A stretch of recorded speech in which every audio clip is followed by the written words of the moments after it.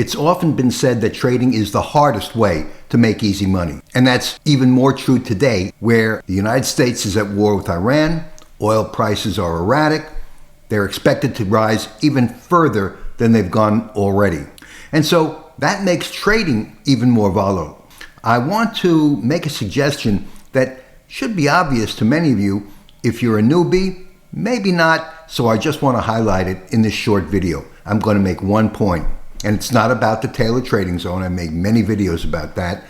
A highly recommended indicator that everyone should use to make trading more knowledgeable and to make more knowledgeable trades, I should say. The one point, and I'm going to illustrate it in this video starting on Wednesday, May 27th, S&P E-mini market. I want to call your attention to the horizontal line that I've drawn on my chart.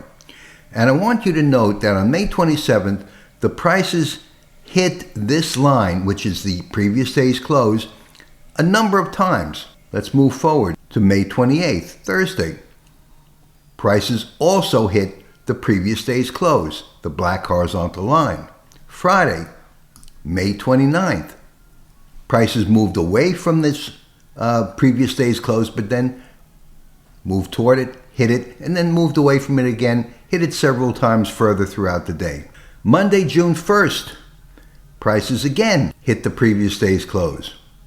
And here on Tuesday, June 2nd, prices again hit the previous day's close. Does it happen all the time? No, but in the past 5 trading days, from May 27th to June 2nd, prices traded up to the previous day's close. The gap trade, which I'm illustrating in this video, is a bread and butter trade and a high probability trade. Put the previous day's close on your chart each day, and there's a very good likelihood that prices will trade up to it or down to it. Thanks so much for watching. Trade safely. Use lots of patience. I'm Marv Eisen of Timeless Dollar Trading Academy, and I'll see you in my next video.